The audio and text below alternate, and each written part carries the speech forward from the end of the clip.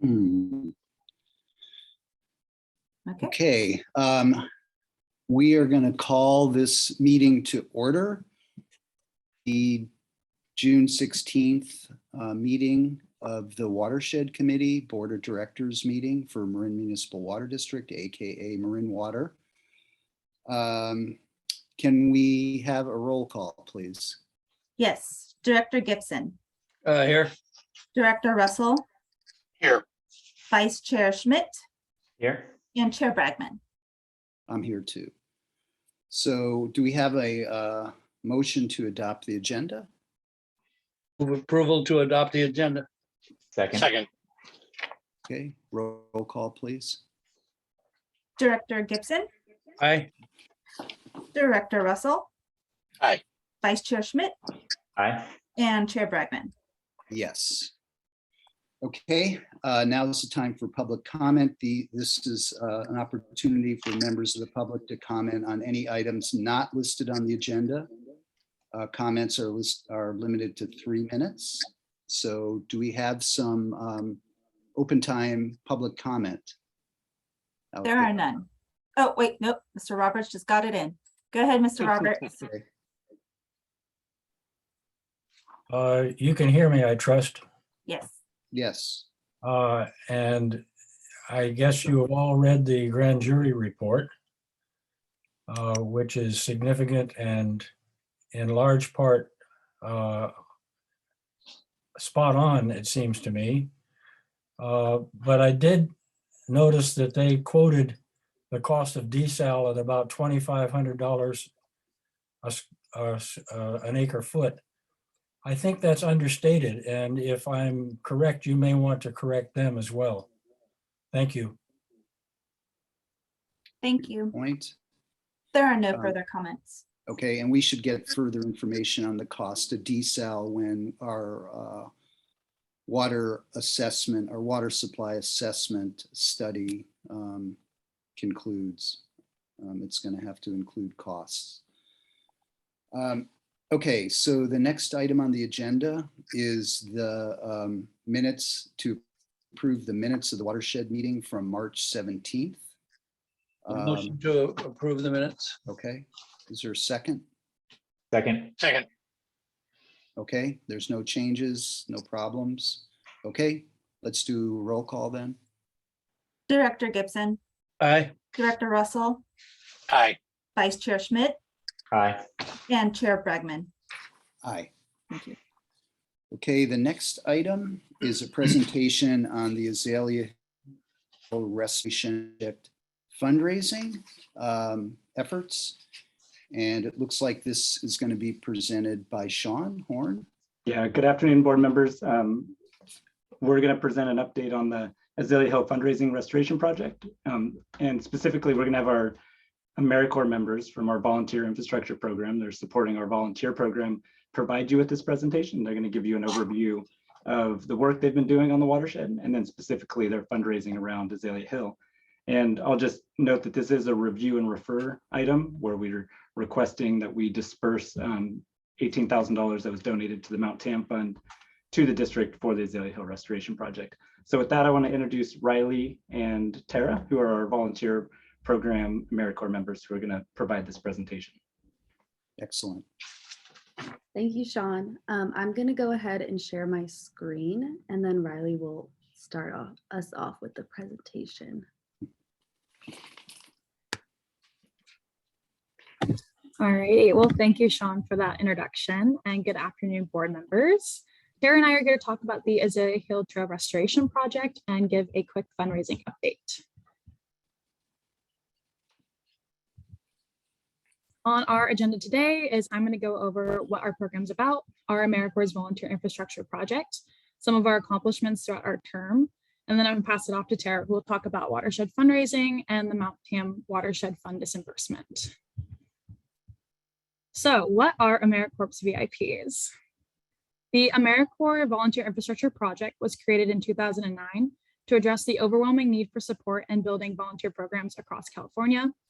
We VIPs serve at partner sites that are either educational, nonprofit, or government organizations that provide needed services to their community.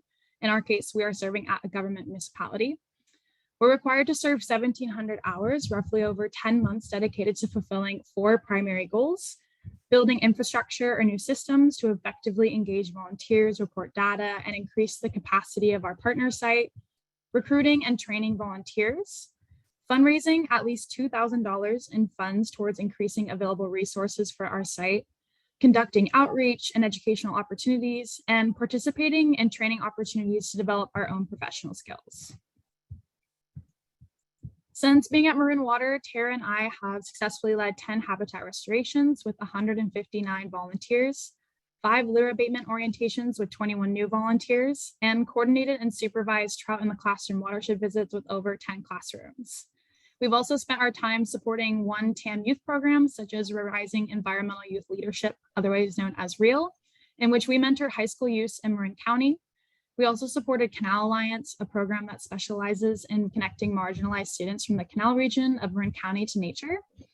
We've also been representing the Water District at community events such as the Fairfax Biketober Festival, Farmers Markets, Ember Stomp, recently the Fairfax Festival, and of course the TAM Van at its various locations on the watershed. We've been answering questions, recruiting volunteers, and engaging with our community. And in the meantime, we've also been fundraising for the Azalea Hill Restoration Project, which Tara will go now into more detail. Thank you, Riley. I'm sure you're all familiar with the Azalea Hill Restoration Project, but we included this map because it highlights phase 2 of the project, the Old Ranch and Fisherman's Trail segments, which includes the bridge that we secured funding for. There are 3 bridges planned for construction in 2022. And in the following slides, we will be highlighting the progress of the bridges along this section of the project, specifically working our way from the top of the map at Bridge 1 to Bridge 5, and then we received a donation for Bridge 5 in phase 2. The first bridge on the project site is Bridge 1. The photo on the left was taken before Riley and I started our service term, but now Bridge 1 is completed, as you can tell from the photo on the right. And this is the first bridge leading you to the Azalea Hill site. Bridge 2 was completed with the help of Marin County Bicycle Coalition, also referred to as MCBC. The trail crew event was held on Saturday, December 4th. I was there along with 3 other Marin Water staff from 9 to 12, and we had 6 volunteers helping out, and they did great work. And now the bridge is completed, as you can see from the more recent photo on the right. Bridge 3 was completed by Marin Water staff. The photo on the left was taken when Riley and I hiked the trail back in January, and when we went back to the site at the end of May, the bridge looks completely finished, so you can tell there was a lot of work put into this bridge during those past few months. Bridge 4, we had another trail crew event with MCBC held on Saturday, January 29th. This time we had 12 volunteers and 3 staff working on the bridge from 9 a.m. to 12 p.m. The photo on the left was taken before the event with MCBC, and they obviously put in a lot of hard work, and the bridge looks really amazing now, as you can tell from the photo on the right. And then finally, Bridge 5 is the bridge that the donation will specifically go towards building. Riley and I had a meeting with the Off-Road and Events Director from MCBC, Tom Boss, back in February to discuss possible donors for this project. The photo on the left was what we presented at our first meeting with Tom Boss. So the construction of the bridge hadn't even started yet. And since then, there's been a ton of progress on this site, as you can tell from the photos on the right side, including the carving out of a trail leading up to the bridge site. And then this is the average cost of one bridge broken down by the materials. We presented this table during our meeting with Tom Boss. I received this estimate from one of the maintenance workers involved with the project on the watershed. And it's an average because the lumber and hardware prices have been fluctuating over the past year. And this estimate helped guide us with our target donation amount from MCBC. So we had form lumber about $2,500, rebar is about 1,200, concrete 7,000, hardware 1,200, the goo glam girders 3,000, lumber 4,000, and then this came out to a rough estimate of 16,900 for one bridge. And then we received an $18,000 donation to Marin Community Foundation and the Mount Tam Watershed Fund. And these funds will help build a trail bridge along the Azalea Hill Trail. This plaque that you can see on the right side was created to acknowledge the donation and will be installed on Bridge 5. And Riley and I just wanted to acknowledge that we are very grateful for this donation and for MCBC and all their hard work that they put in with the trail crew events and for helping us meet our fundraising goal for our AmeriCorps service year. And then in summary, Riley did a great job highlighting our accomplishments during our service term and the work we have done with the volunteer department. And we are requesting the Watershed Committee to review and refer for approval at a regular Board of Directors meeting the disbursement of $18,000 from the Mount Tamalpais Watershed Fund to support construction of Azalea Hill Trail Bridge 5. Thank you, and please let us know if you have any questions or comments. Okay. Great report from both of you. Now I remember who you are. They were, Riley and Tara were both at the Fairfax Festival last week. So now it's all coming together for me. So any questions or comments from the board?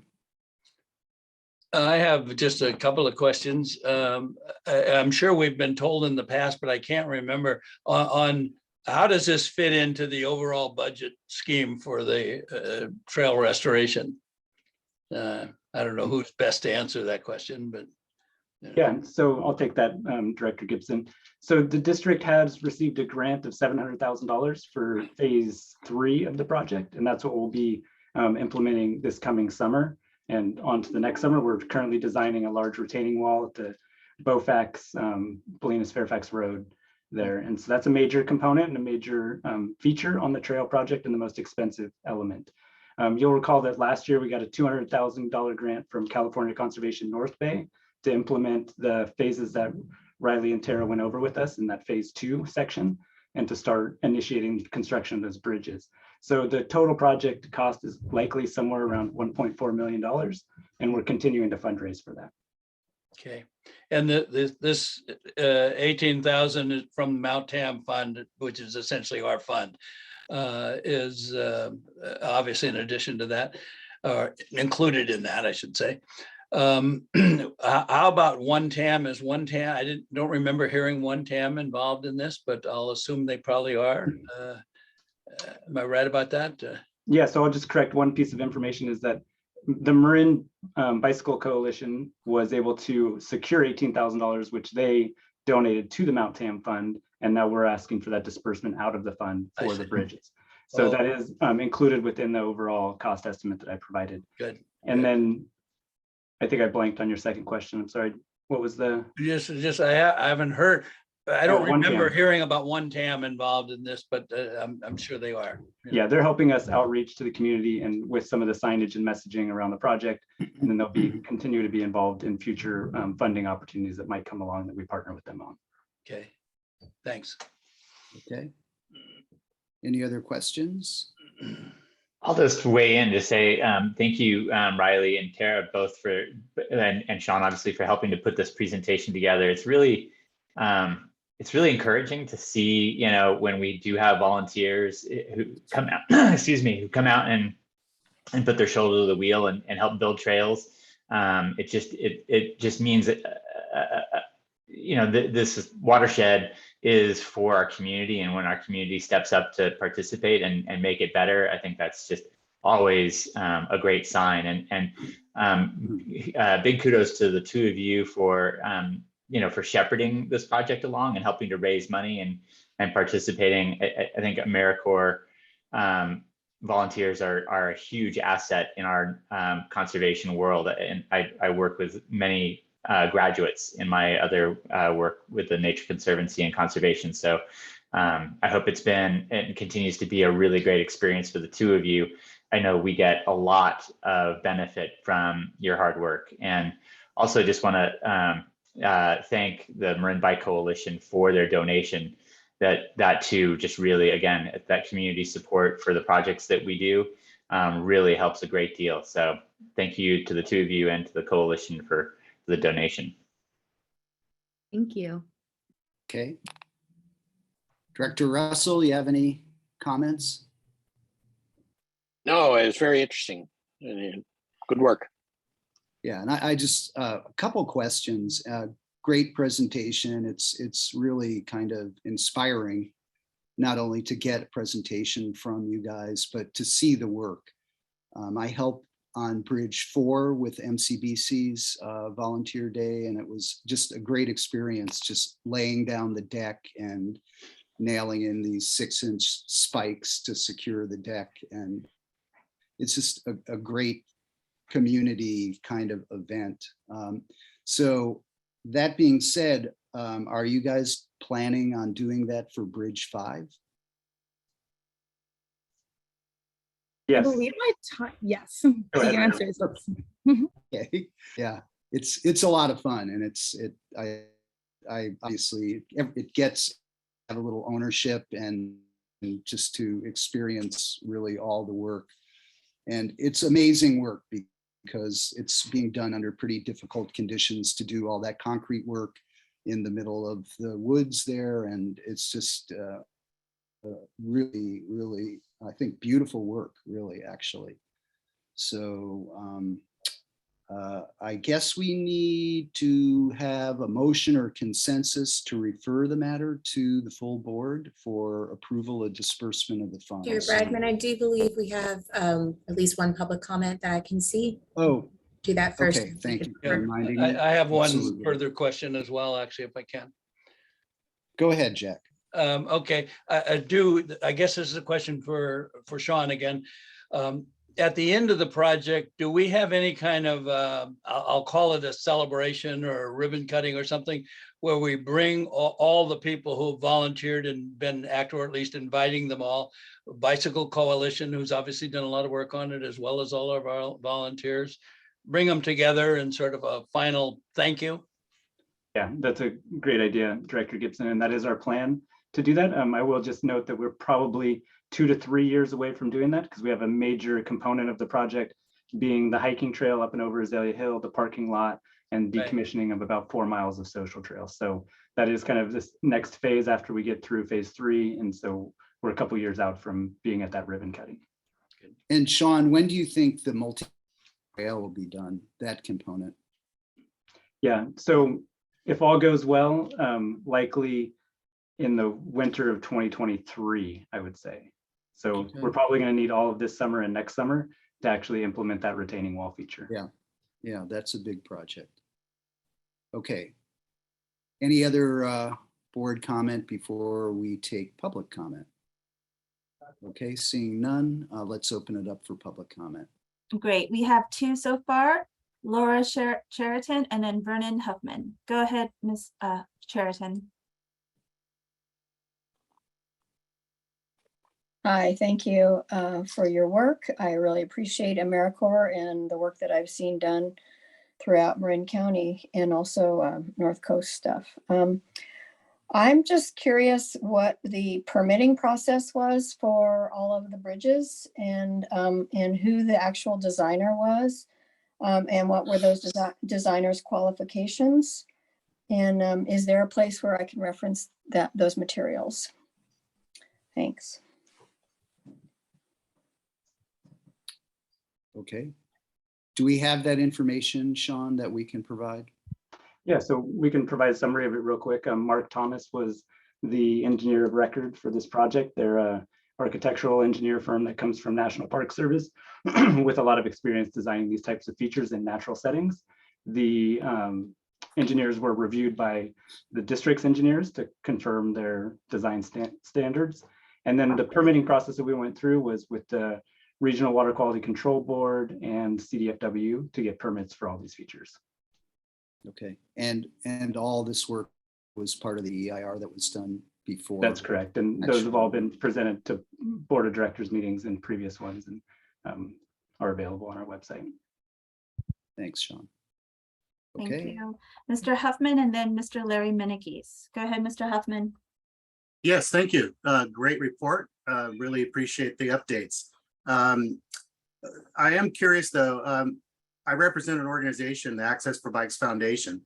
I serve as the executive director. We represent about 3,000 mountain bikers in Marin. We were never approached to either donate or volunteer on the project. So if there's another opportunity, such as bridge number 5, we would like an opportunity to contribute. I think all of our members are going to benefit from this project substantially with the connection to Azalea Hill. So you can contact me. My information's at accessforbikes.com. Also, Larry and Monty both have my information. And I'd encourage you to contact our organization and let us get involved as well. Thank you. thanks, Vernon. Mr. Minikis, please. Yes, good afternoon. Just briefly, with all these new trails, there's always an issue with premature use. And what was done out at Samuel P. Taylor for Bill's Trail, they needed it closed, I believe it was for 2 years until it hardened properly, was they put up gates at each end to pretty much keep users out. Are there any plans or to make sure that the new trail system is allowed to properly settle and harden, to keep users who obviously want to get on it off it so that it can really harden properly? Thank you. Thank you. Okay, We can go ahead and answer that if you'd like, Director Bragman. yeah, go ahead. So the first phase 2 was construction about a year ago. So by the time it is opened for that multi-use section, it'll have had about 3 years of seasoning. And then phase 3 is actually on a historic roadbed. So we're not doing big cuts for that new section. That's a roadbed that was pre-district operations. So that's the benefit of that section and why it was decided as being the route. And that's going to be a very small, light touch of trail work that happens in there so that we can protect some of the rare plants that are in the region. And that's the old Liberty Gulch Ranch Trail. That's correct. Old Ranch Road. So are there blockages at the main bridge that EMIG donated at the beginning? Currently, we have a A-frame sign that says hiking is allowed up and over Azalea Hill because there is a route there, but that the biking and multi-use section is not open yet. And there's construction fencing with signs that provide information about the ongoing restoration project. Yeah, so there's notification and at least some efforts being made to keep the trail intact. Any other public comments? There are none. Okay, well, I want to thank both Riley and Tara and Sean for another excellent presentation and good stuff. So let's move on to the next item. Want to refer this to the board Oh, for approval? I'll move a referral to the board for approval. Second. And Okay. that should do it. Thank you. okay, good enough. So the next item is the Watershed Fuels Modeling Update. Yeah, thank you, directors. We're going to actually invite Carl Sanders, our natural resource manager, to come give this update. Good afternoon, everyone. Carl Sanders, Natural Resources Program Manager. Let me share my screen.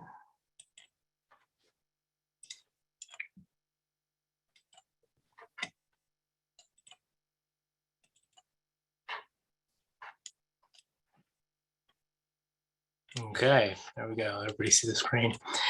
So this afternoon, I'd like to present a brief information only item on the current watershed fuels modeling or fire behavior modeling that we've been conducting with Mount Tam on watershed lands.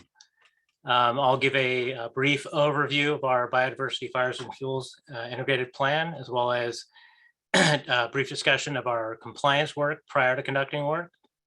And Carl, can you make it into a slide format? We're Oh, seeing sorry both. about that.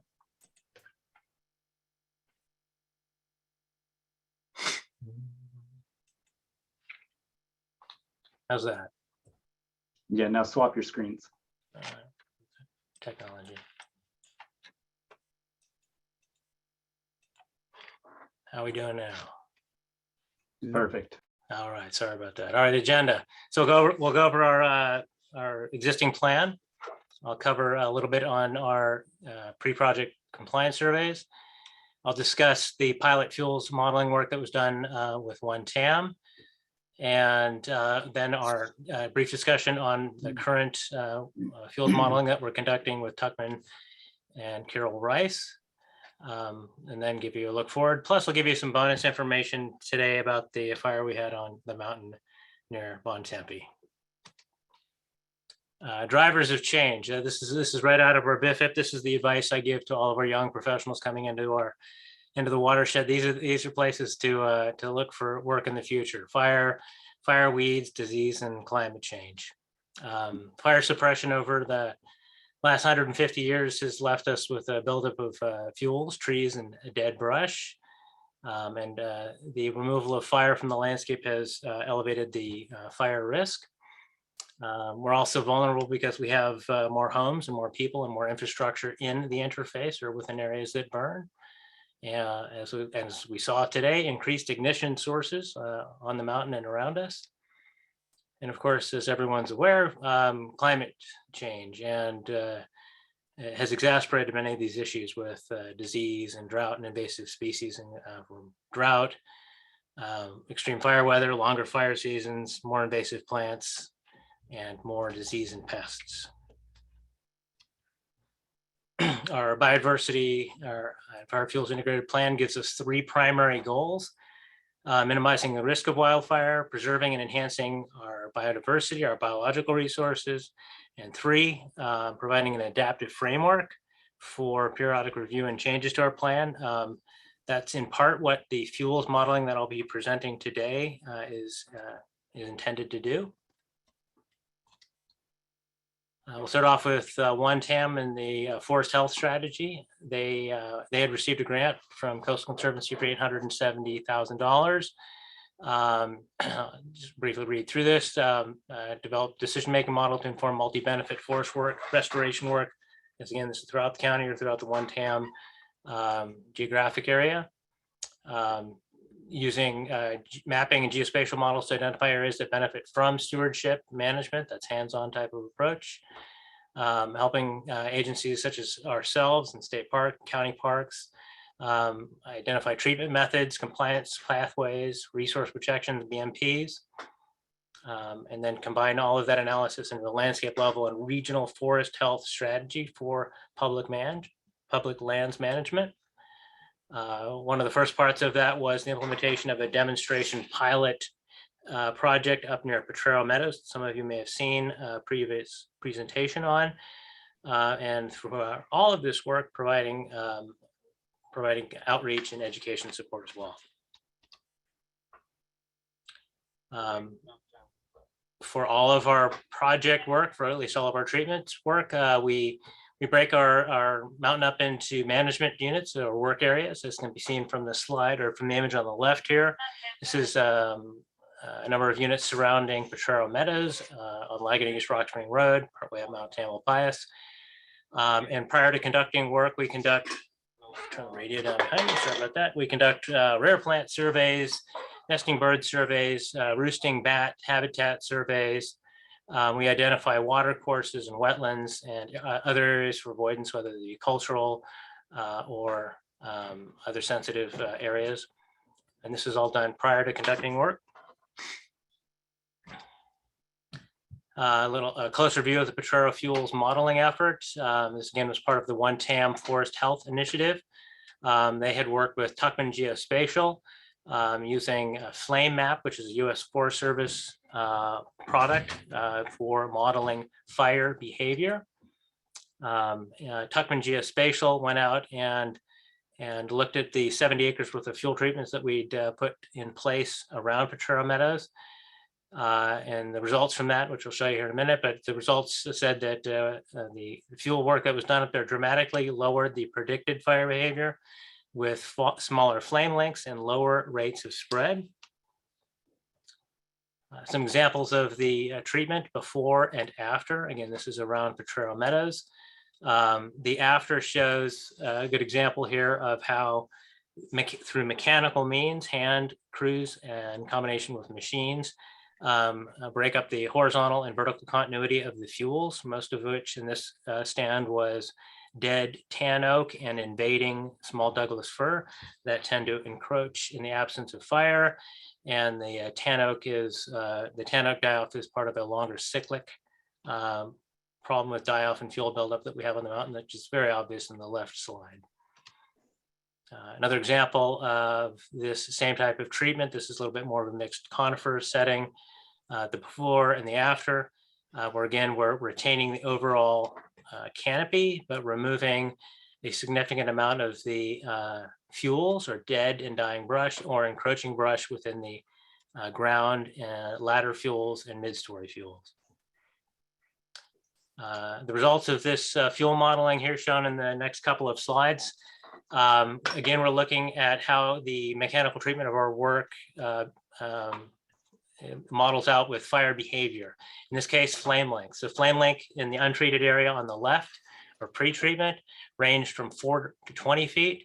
And on the slide on the right, after treatment, the flame lengths were less than 2 feet. So this would be a dramatically reduced flame or fire intensity for this area. Another measure of fire behavior is fire spread, or the rate at which it moves across the landscape. The slide on the left shows pre-treatment, where the fire spread, or how fast it would move, is from 4 to 18 feet per minute. Post-treatment, slide on the right, or image on the right, shows that we have is moving at less than 4 feet per minute. So much slower rate of spread, which gives it much easier, or at least makes it much easier to control or to fight and suppression efforts. I put this slide together just as a good summary of fuel reduction outcomes. Low stand density refers to the number of stems or the amount of the number of trees and shrubs within any given area. So another way of thinking about the fuel work that we do is we're reducing stand density, most often through the removal of small diameter invasive species such as Douglas fir and or dead tan oak. And it has these results or outcomes, and that we're reducing competition amongst the remaining species. So the trees and shrubs that are left behind grow with increased vigor. That is, they're healthier. As we saw in the previous slides, we have reduced fire behavior when a wildland fire should move through that area. And we have reduced the severity or the impact of that lower intensity fire on the vegetation within that area, I should say the vegetation and the wildlife, and its ability to rebound or recover post wildland fire.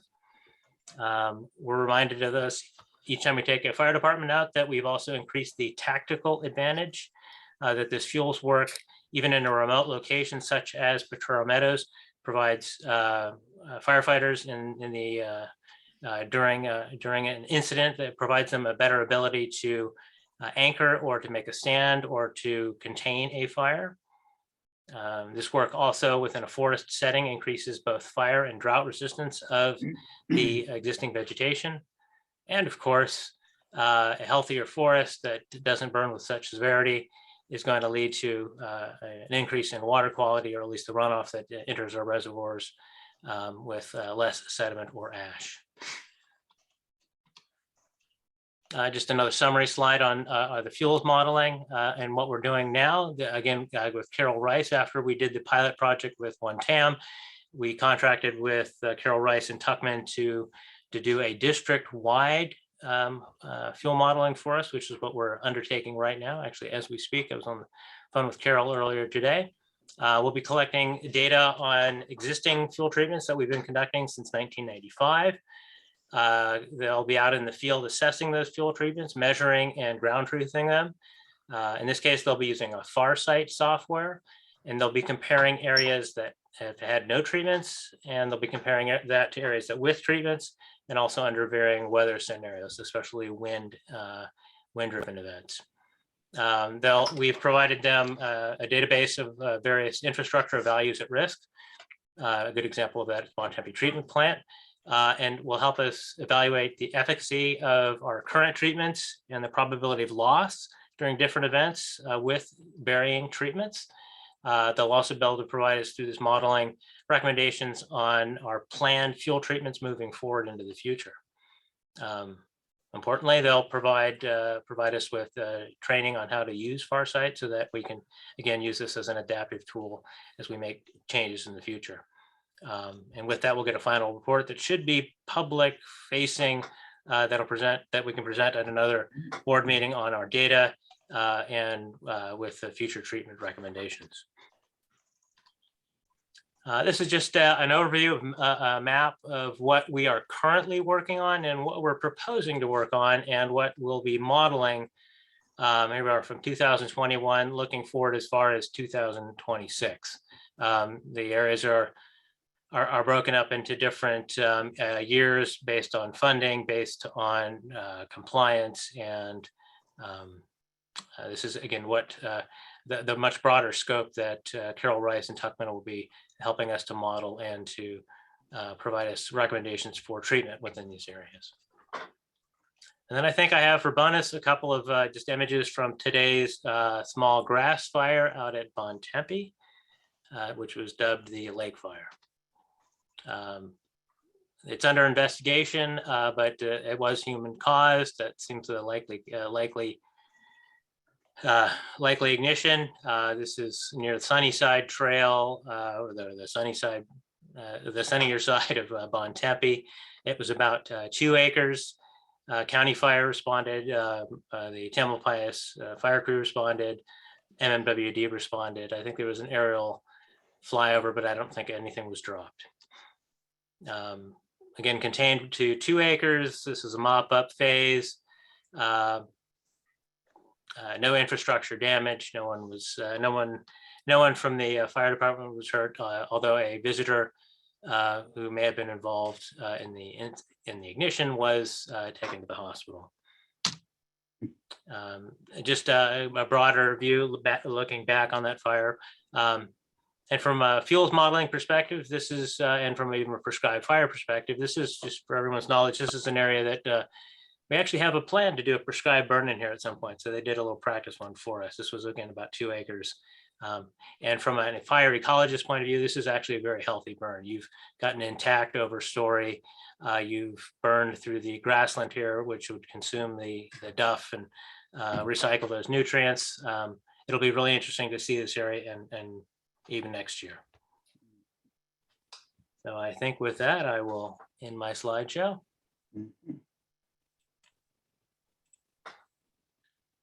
Okay, thank you very much. That was very informative, very helpful. So let's open it up for comments and questions from the board. I have a question, I think, of Carl. Sure. On this type of fire, and I know you said ignition, and I know that I assume you don't know more than that. Just typically on this type of fire, what's the common way these sorts of things can occur? Sure. So the most common ignitions, there are many common ignitions on the mountain. Often it's related to PG&E and infrastructure.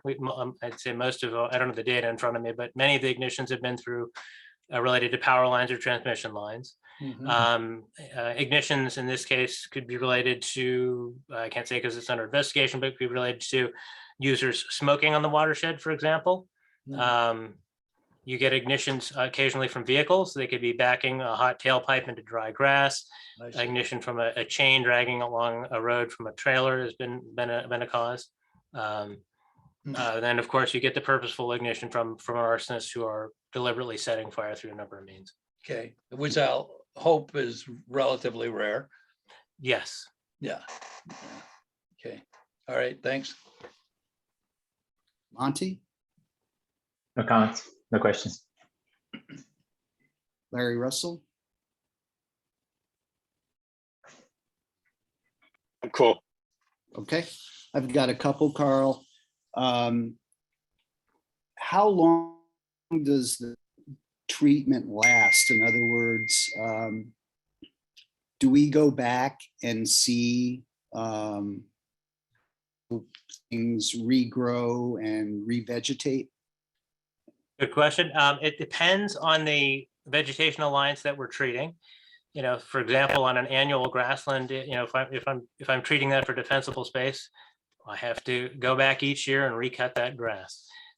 Within some of the photos that we've seen earlier, let's say around Potrero Meadows, where it's a shaded, where that's what we would call a shaded fuel break, both within a mixed conifer and a mixed hardwood setting. The maintenance interval might be more 2 to 5 years. You know, again, the shading, the shading or the overstory that we retain does just that. It helps to reduce the growth rate in the understory or on the ground. So again, it depends on the site, but that's part of what we have to figure anytime for all this new work that we're conducting, is making sure that we have a plan and a schedule for the interval on treatment, the appropriate treatment interval. Yeah, and it'd be interesting to see if by removing some of that story, we're encouraging the canopy, which would create more shade to kind of keep some of the vegetation down.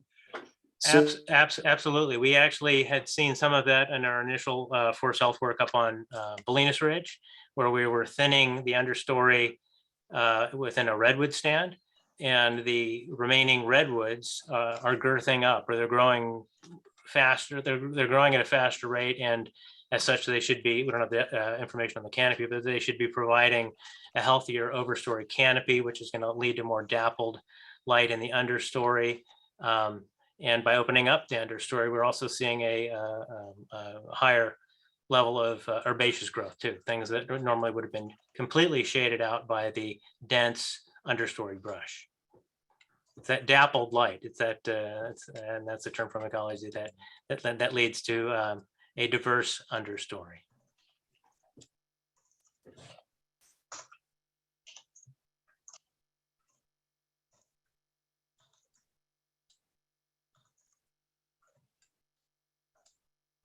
Might have just lost our I think chair we for a just moment. lost Larry.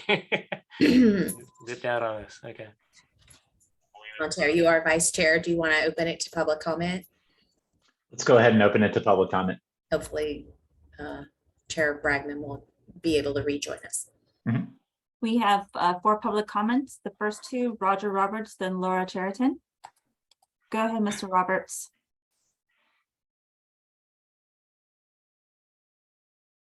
Carl, thank you. That's a very interesting pilot project that you've done at Potrero Meadows. But my question is more long range, and that is to replicate that work throughout the watershed. How many years are we talking about to accomplish this? What's it going to cost to do that? Considering also the maintenance on what's already been done. Where can we find funding? Watersheds can now be eligible for bonding for water districts. That's one source, and maybe that can be matched with money from federal and state sources. And so how do we move forward? How long is it going to take? What do you think it's going to cost? And sort of put it in a perspective as to how to make this happen for the watershed. And then I presume also that you're going to try to protect the watershed next to the lakes first, rather than do this on a broad scale. Thank you. Okay, Roger, that's a lot to try to answer here, but I'll give it my best. So first off, the scale of which we're working, you know, the water district owns 21,000 acres of land, and 19,000 plus of that's on Mount Tamalpais. There's no intent or no plan, and certainly not part of our CEQA, our BIFIT document, to conduct this type of fuel treatment across the entirety of the watershed.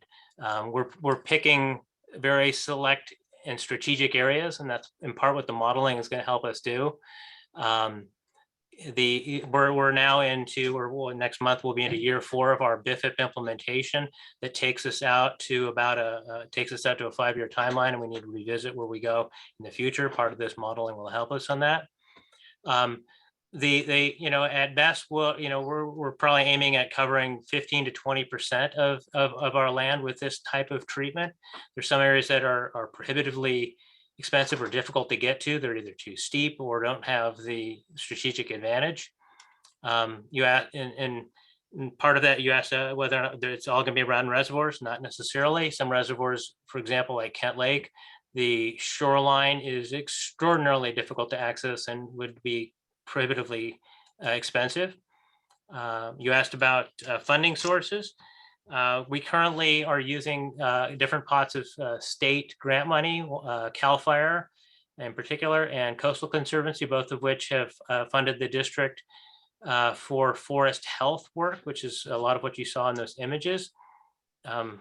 Just as an example, the budget I work with is between $3 and $4 million a year toward implementing this work. That includes the actual contractors implementing it, as well as the consultants involved in the compliance portions of it. But again, the modeling is going to help us inform where we put our work and what treatments we put in those places to make sure that they're most efficient, because we can't touch everything on the landscape. Thanks, Carl. Laura Cheriton, please. Hi, thank you, Carl. That was an excellent presentation. I have hiked up around Potrero Meadows since the work was done several times. And some of the things that you brought up today give me pause for more questions than answers. And one of those being the treatment of the tan oak.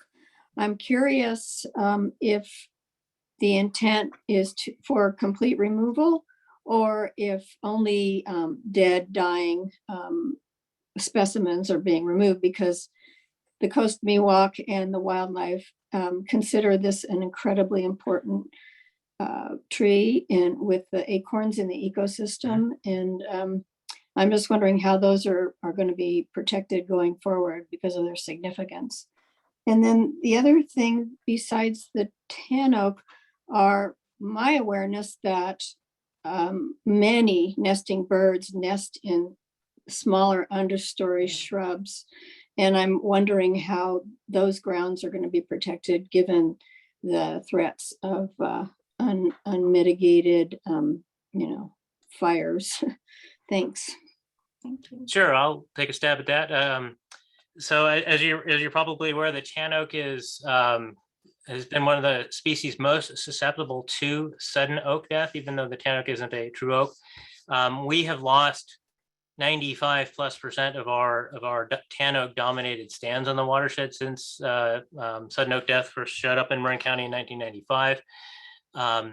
So the tan oaks that we are removing now are the dead and dying, and the ones that have resprouted after a mature tree dies, it resprouts. And our intent is not to remove all tan oaks. If we find a healthy tan oak, we leave them. There's actually a few out there that probably aren't near the bays that often provide the source for that pathogen. So we're not removing healthy tan oaks when we find them. Most of what we remove is the resprouts that cycle over and over again. And then the question on the shrubs for the nesting birds and utilization of shrubs. Again, we're not touching the entirety of the landscape, but for example, the forestry work that we saw, like in that image, we're working on maybe 60, 70 acres of that a year at this point. And there's just from experience, there's plenty of other shrublands out there. Any work that we do within a shrubland, again, we're doing nesting bird surveys ahead of time. And those birds may simply shift their nesting site for that, in the future year, if there's not the shrub cover there, they may just shift to an adjacent area nearby. Thanks, Carl. The next two speakers, Larry Minikes and then Renee Voss. Go ahead, Mr. Minikes. Yeah, thank you, Carl, for your presentation. And Roger and Roberts and I have not been speaking on this, but our comments are sort of in alignment. And I was going to comment, or I am commenting on infrastructure and prioritization, which includes the reservoirs. You said the problem with Kent Lake. But is there really some sort of, say, master planning for protecting infrastructure to the best extent possible? And is there a look at doing more prescribed burning, knowing the the constraints trying to do that kind of work where we have homes not so far away and all the other constraints with prescribed burning. But is there a look to do perhaps more of that in the future as well? Thank you. Okay, I can take a stab at that. So part of the fuels modeling is in looking at our where we have placed our fuel treatments now, that we have different categories for them, and looking at how efficient they are at protecting critical assets. And those assets can be infrastructure like our treatment plant specifically, or they can be any pumps or tanks that we have up there, as well as our reservoirs. And how and the ability of a prevention agency to respond and to contain or to manage those fires within blocks on the watershed. So coordinating up the land is in the way we think about that. As for fire, purposely putting fire on the ground through prescribed fire, yes, we've got a number of burn plans in place. The challenge we have is in conducting those burns and not having the resources or the staff and the equipment necessarily to do it singularly, and having to bring on an agency such as County Fire or potentially Cal Fire to help us in the future to conduct burns. At this point, prescribed fire isn't as effective or predictable and or a suitable means for us modifying fuels at a larger landscape level. And Renee Voss, please. Yeah, thank you for the excellent presentation. I commend you guys for finding Carol Rice. She actually provided expert testimony and comments for the Sierra Club when we prepared our comments on the Giant Sequoia National Monument fuel issues. So I'm glad to hear that you're working with her. So I have a couple of questions. One has to do with, is there a general diameter limit of the vegetation that you're removing and the fuel understory? I know there are some limits that Marin County Open Space puts on the removal. And second, it has to do with the history of fire and fire ecology in Marin County, which is not really a natural fire regime. I've confirmed this with Sarah Minnick over at Marin County Open Space. She's the ecologist there, and they agree with my assessment that lightning caused fire, natural fire, was not really a driving ecological force. Perhaps more Native American fire was. And so the question is, which should we address? It's not really ecologically a fire adapted ecosystem. It's there's been a lot of management that's been approached here in Marin County based on an assumption that fire is actually a big component of the ecosystem. And so I kind of question that, and I wanted to get your response on that. Sure. Let's see. So two parts of that. Your first question on diameter. In general, I should say a significant amount of what we remove is less than 10 inches in diameter. For both, and a significant number of the species removed are Douglas fir and tan oak.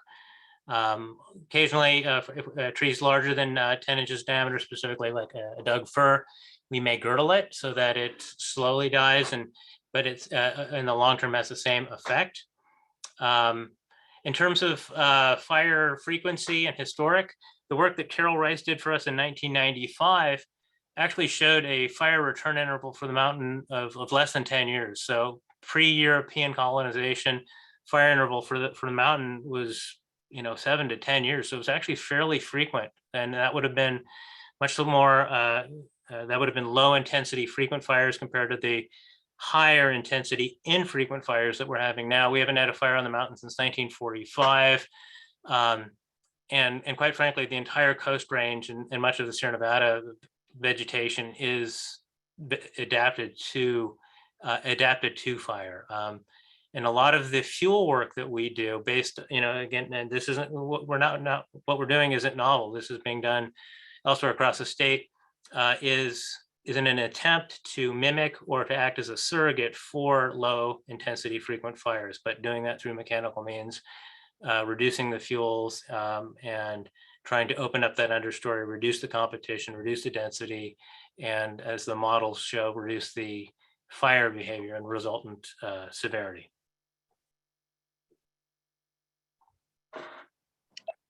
There are no Okay. further speakers. Okay. I'm back on through my cell phone, and I apologize for getting broken off. It was, Carl, you had just started talking about Bolinas Ridge, but not to repeat, I had a couple other things I wanted to ask you about, one of which is whether there's been any study or tracking of the water yield in basins where we've treated the forest. So there's been some studies that indicate that when you do treat the forest, reduce fuels, that you get increased water yield, increased runoff into the reservoirs. So I'm wondering whether that's included in the scope of your studies that you're conducting now.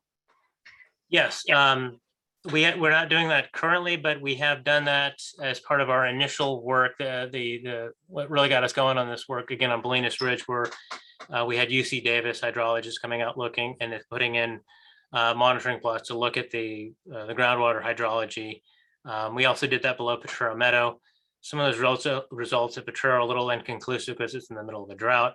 But in general, we're showing a slight increase in surface runoff or just subsurface runoff post-treatment, which in theory could add to reservoir capacity. Yeah, and I think that's an important point for the public to understand. Another thing I wanted to ask you about, and I know it's getting a little delayed here, is whether, given our 21,000 acres and the scale of what needs to be done, it's a follow-up on Larry Minnike's question about strategic location of what you're doing. And my question is, are we strategizing as far as protecting areas of development that surround the watershed?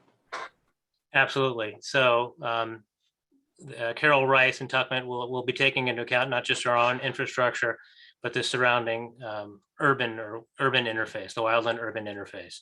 And Carol was part of our 1995 plan, one of the primary authors there. So it's good to bring her back to help us evaluate our current work.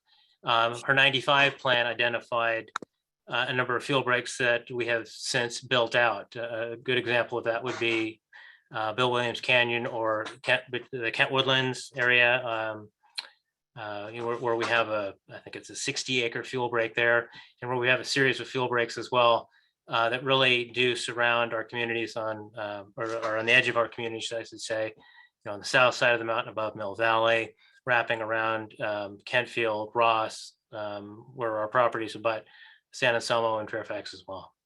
Okay, thank you for that. And then I think that's it. I had another one, but it's gone right now. So I guess that's it, unless any of the other board members have any questions or comments. Okay. Oh, I know what it was. I wanted to praise you for your institutional memory on that 95 study. I think that's very important. It's actually very important to have that. And I was wondering, is there any way that you could send that to us? Is that in digital form? I don't know. At one point it might have been on our website. I don't think it is now. I'd have to think about that and look into it. You know what? If it's important enough, I'll send you an email. Send me an email. And prompt you. All right, I'd appreciate that. Thank you. Okay, for sure.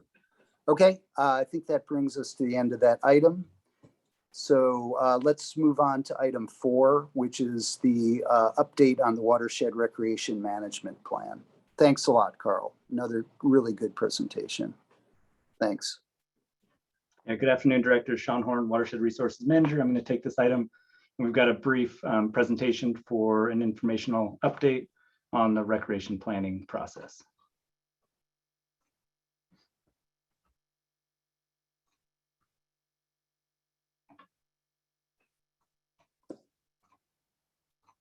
All right, everyone have the full screen view. So this is a brief update on where we are in our recreation management planning process. I'm going to provide just a brief overview of the rec planning, the scope of work, the visitor use survey, which is our first major task, the community engagement process, and our planning schedule, and provide the community with an update on next steps for this effort. So we've presented this before at a watershed committee. This is our Alta planning scope of work. It basically starts with the project management of the entire process to develop this recreation management plan. We're starting with the literature review where we're analyzing existing documents the district has produced and ways that it looked at recreation in the past. And then we're moving on to update our user census survey, which we did in 2013, and we're using the same methods to update that survey, but we're bringing in some newer technologies such as trail counters and other trail apps to help give us a better understanding of the patterns of use. And then we're diving into stewardship and outreach strategies to influence recreational culture, looking at the visitor management strategies that we can do to separate users and improve access on the watershed in general so that we support the different goals that visitors have. And then looking at our facilities, restrooms, parking lots, things like that, to ask the questions of how can we make improvements and what issues might we have, if any. And then talking about operational changes that may be necessary and long-term adaptive management.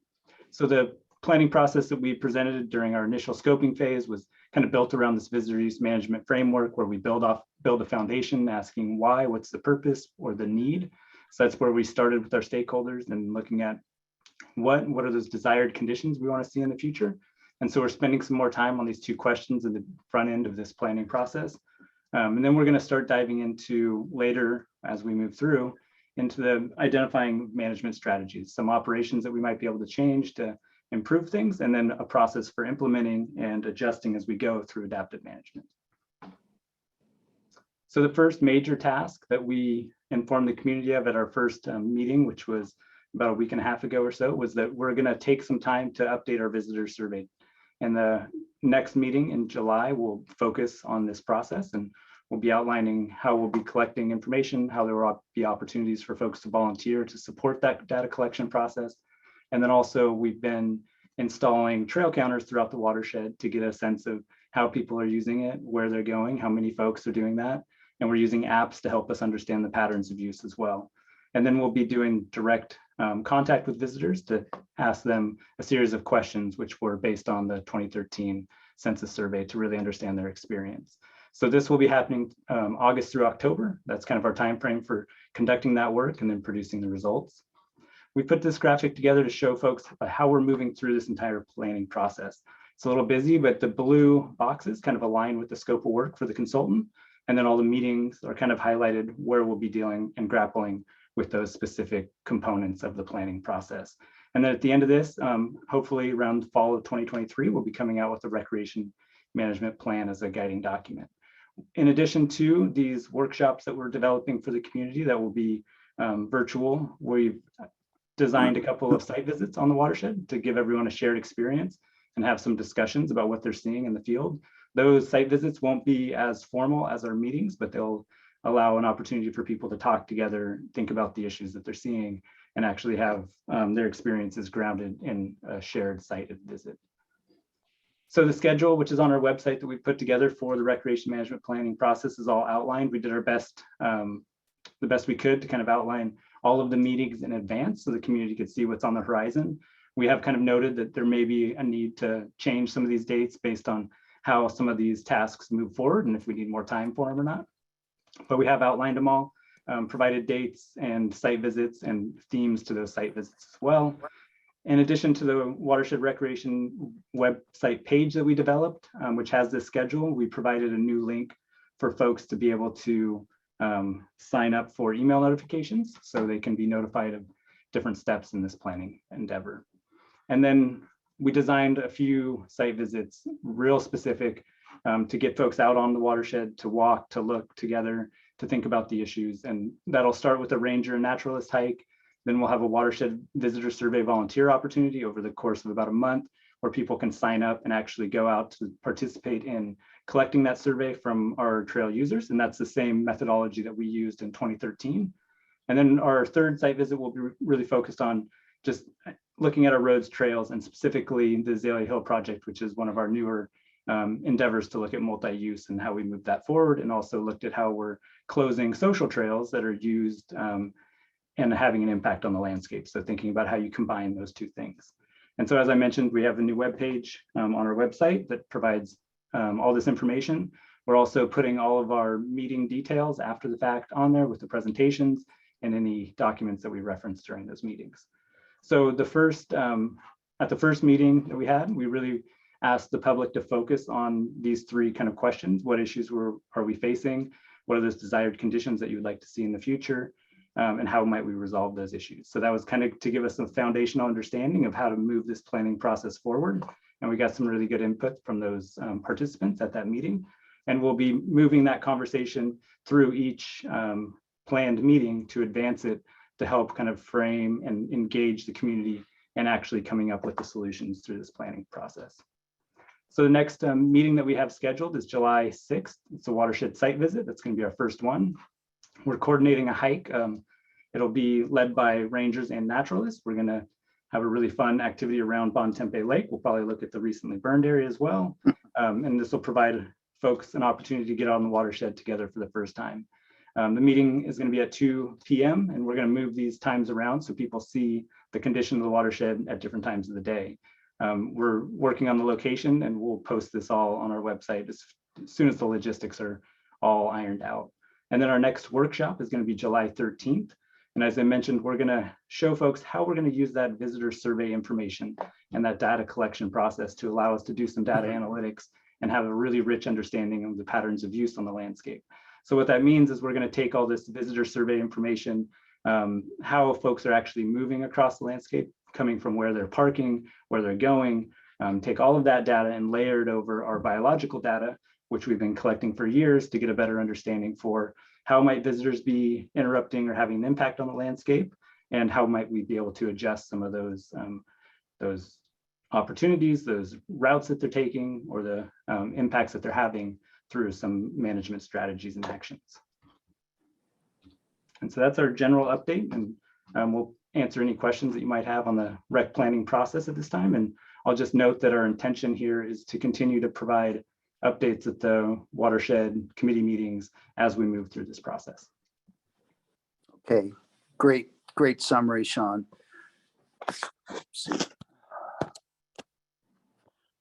Thanks a lot. So board comments and questions. Anyone? I'll just say, I think, Sean, that you and the consultants have so far done a great job at launching this process and doing, spending a lot of time trying to reach out to different parts of our community that use the watershed. And I just realized my video is not working. Sorry about that. And that, you know, finding the unusual voices that I think often are harder to find, especially from some of our parts of our community that, you know, that have a hard time participating in some of the usual presentations or meeting times. So I really appreciate that, and hope to continue with that. And you know, this is obviously a really important time. It's a very complex endeavor because of the multi-issues that come to play with resource management and recreation management, our water supply obligations and primary focus, so, and fire management and more. So I know that this is an endeavor that spills over from sort of a traditional, more simplified, maybe recreation planning. So thank you for your effort and the consultants' effort in this process, and look forward to where this is going. Good comment. Thank you. Any other board members Yeah, I just want to say I attended that first meeting along with Monty, and I think you're framing the process first and foremost with data collection, data analysis is really important to kind of take the temperature down in the room a little bit and to keep us focused on looking at the facts and trying to make our decisions based on an agreed upon set of facts. And it's going to be a work in progress. I think we all understand that, but to come together and work together to create sort of this compendium of information about this complex interaction in the watershed, I think is really important going forward. And I'm very confident about your leadership and your work with consultants. So, I also want to thank you for really the diligence that you've applied to this project. So do we have any open, rather public comment? Yes, we have several. The first two, Roger Roberts, then Tom Boss. Go ahead, Mr. Roberts.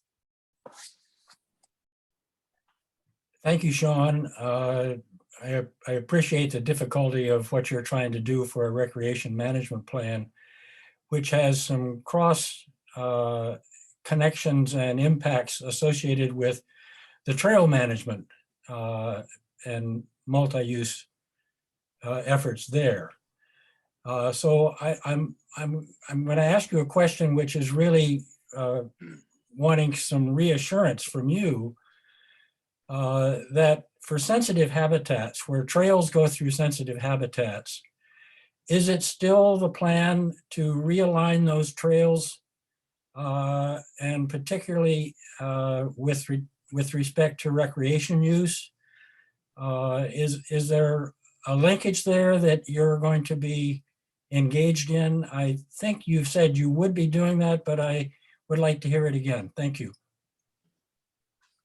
Yeah, thank you, Roger. I'll just point to Azalea Hill as being kind of our model for how that is being done. We were really focused on trying to avoid those sensitive areas where we could and close social trails that were going through extremely sensitive areas down as part of that project and that kind of combination. And that's the same framework we'll be evaluating and looking at this recreation plan and management planning process through. Mr. Tom Boss. Yeah, good afternoon, everybody. Thank you, Sean, and the staff for putting together, I think, a really good framework for a plan that I think will have a positive outcome for the watershed, the resources, the wildlife, and everybody who cherishes that special place that's center to Marin County. Coexist through collaboration. That's the mantra that I'm using and MCBC is using as we step into this process. And our guiding principles are safety, equity, and sustainability. Something that whether you're on a bike or foot or a horse, I think you can get behind. I wanted to mention we've received some emails from members and non-members a little concerned about putting bikes on hiking trails. That is not what we're advocating for. That's not what this process is likely to suggest. But what it might suggest is, are there opportunities to provide new places or experiences for different users that might relieve congested areas? I think there are. Are there opportunities to educate everybody who uses the watershed about what a fragile place it is and what you can do to leave no trace and protect it? I think there are, but it's going to take us all working together and kind of put our differences aside, focus on what we all love, which is recreating on that watershed. So anyway, I look forward to working with all different stakeholders and in a good faith process, and I think we'll have a good outcome. Thank you. Thank you. The next two speakers, Laura Cheriton and Nona Dennis. Go ahead, Ms. Cheriton. Hi, thank you. I've been following this from the very beginning because I've been hiking on the mountain for about 40 plus years. And I live really a mile away from one of the main entrances, the Hogback. And I've reported numerous times on the issues that have not been resolved. And I don't see them being resolved in the future. I want to mention that desires and personal preferences are not facts. One of the things that's not being represented here and was brought up numerous times by board member Kohler was that wildlife have no voice here. And that voice needs to be elevated because they're the 24/7 users of this land. The other issue is that we don't see tribal being mentioned here too, that they have rights to this, to at least express themselves on what's happening on this land. And I don't see any opportunities for them here either. As far as the board's responsibility to protect this area, it's very clear in all the board policies from the board policy handbook. For instance, the district will consider the purpose of the watershed and the effects on the natural resources and visitors when determining the appropriateness and a specific recreational activity in a specific area. The district will prohibit on watershed lands and discourage on adjacent lands those activities that may result in impacts detrimental to wildlife, vegetation, or other watershed resources or natural processes, etc. Impacts to sensitive habitats or special status species. And anyway, so if you're going to do a plan, all of these issues need to be included. And I don't see that here. I see it catering to people who want to come in and do their daily activity or exercise or recreation, whatever form it is, hiking, biking, etc. But this voice needs to be elevated. Thank you. Thank you. Miss Nona Dennis, please. Yes, can you hear me? Yes. Yeah, good. All right. Thank you. Yeah, I think that the process has been well laid out. I congratulate Sean for working over a long period of time to try to make the process right, make it work. I do, however, want to caution those of you, and Larry, I think, Brandon, you emphasize data, and I want to point out that there is an undue reliance. This also brings to bear what Laura has been saying, which is that not the effects that are important to examine are not all subject to data. And we have different kinds of data. We have observational data, we have empirical data. We have no data on some things. There are big gaps in what we know about wildlife and how it responds to activity here on the mountain, not some scientific study that's been done elsewhere in some other context. We have no data on the effects of night riding, for example, which happens over and over again on the watershed. We have no data really on how ratepayers feel about using their rates to expand recreational opportunities. We have no data on the real meaning of equity is not, the real meaning of equity is how we best serve underserved communities. I think this is being hijacked here to assume that it's equity for all for bikers and hikers. And so we're talking about communities that are not now well represented on the watershed, and how do we reach them? So do not be misled by the possibility that hard data is going to solve our problem, because it will not. And we do need to listen to all those voices that Laura has mentioned and that we have identified that are out there, but cannot be subject to hard data. To continue, we'll be tracking at Marine Conservation League, we'll be tracking the process closely. And thanks for the work that's been done so far. Thank you. Thank you. And now we have Mr. Larry Minikis. Go ahead, Mr. Minikis. Try that again. Yes, good afternoon again. And the concern here is that this is being viewed by members of the community as not a watershed management plan, a recreation management plan, excuse me, but a recreation expansion plan.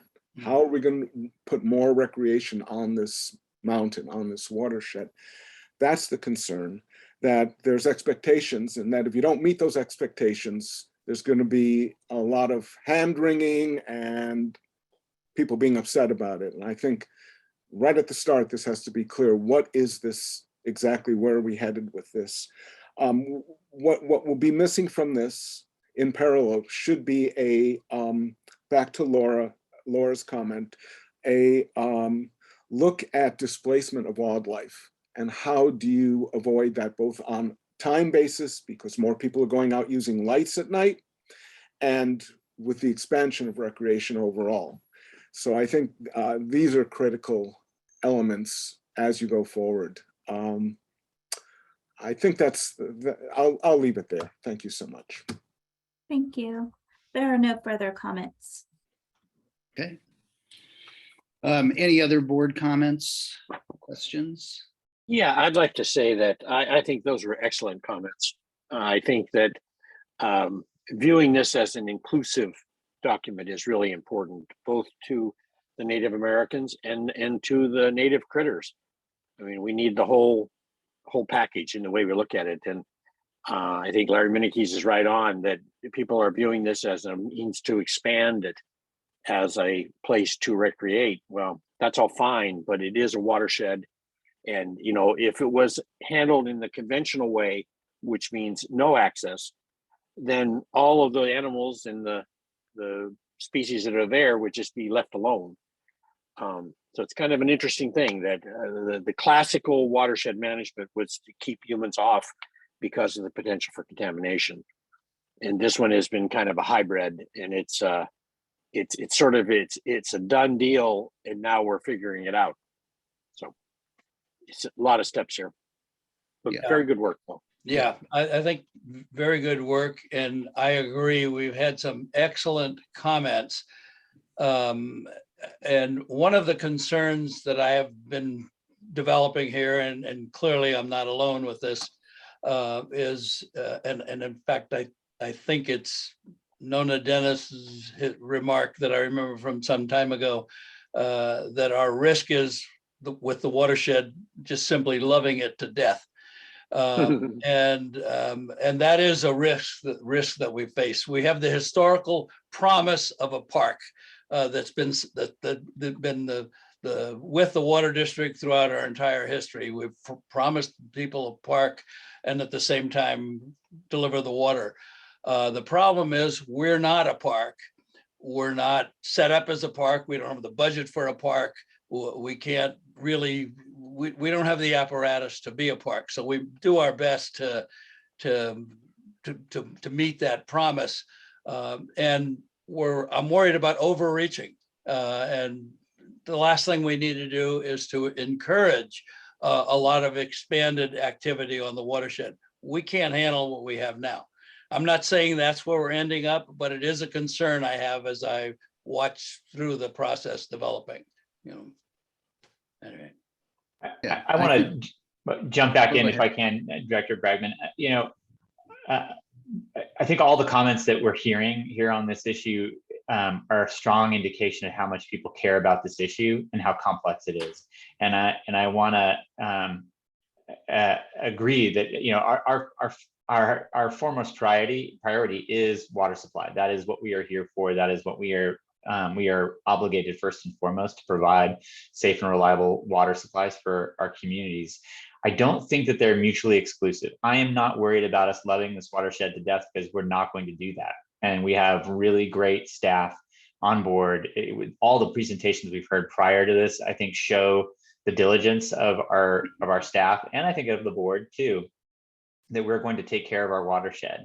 I think the key here is how do we get creative and find solutions and not get stuck in a fear mindset. And that's not to say that there aren't things that we need to pay attention more to than we have, but we will find the best solutions if we can come at this with a sense of let's find solutions. Let's figure out ways to address the new uses, because those new uses are here. Unless we're going to start blocking access to the watershed, which I could question whether we could successfully pull that off, given its porous nature of so many different access points.